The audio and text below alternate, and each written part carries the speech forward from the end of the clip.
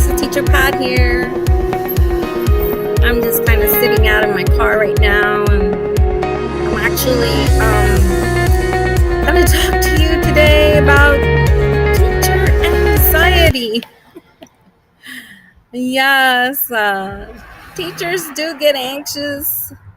Not all the time, but I think in my case, I have anxiety because I personally have anxiety. So I'm parked out in front of a swimming pool where I go at least twice a week to kind of deal with that anxiety. But I'm kind of just here gonna just say that I think there's several things that cause teachers in general to be anxious.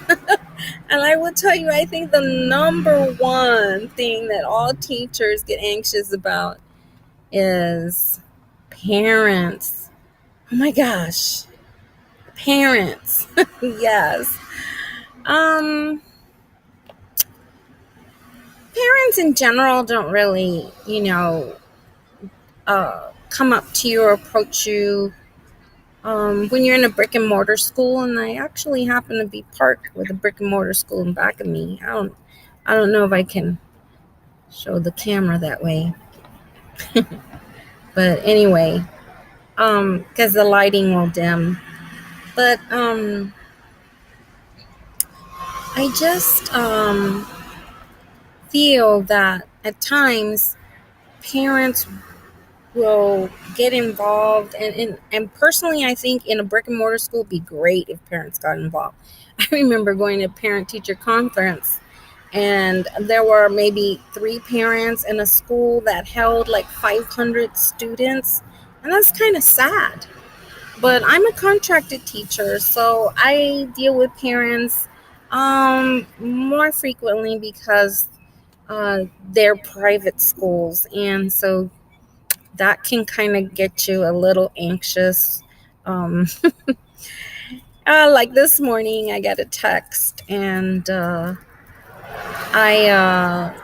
parent wants the homework, and of course, as a teacher, you try to stay on schedule and get everything out on time. But there's just some days you just don't wake up so hunky dory, and you have to somehow um, deal with that information and proceed forward. So I told the parent, you know what, just have your child read the next module, and then I will get back to you this evening. Now, there's different avenues in which brick and mortar teachers communicate with their students and the parents, and that's through specific websites. There is one called Edmodo, and I do communicate with parents and my students through Edmodo.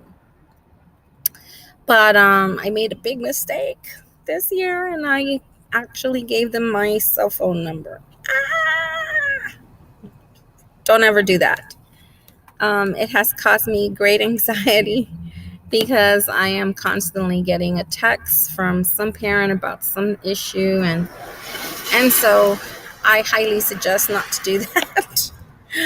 But okay, so as far as another thing that may cause anxiety, sorry for the noise, it's traffic, and anyway, so the second thing that is your students that actually don't get the work done, and you're like, how am I going to get this kid to pass? You want them to pass, and so you make a lot of different options for them, but you still see that they're not getting it done. So that's my second thing that really causes me to be anxious in the classroom, is trying to figure out a way to help this child to get back on board. I remember one student, he just was not great.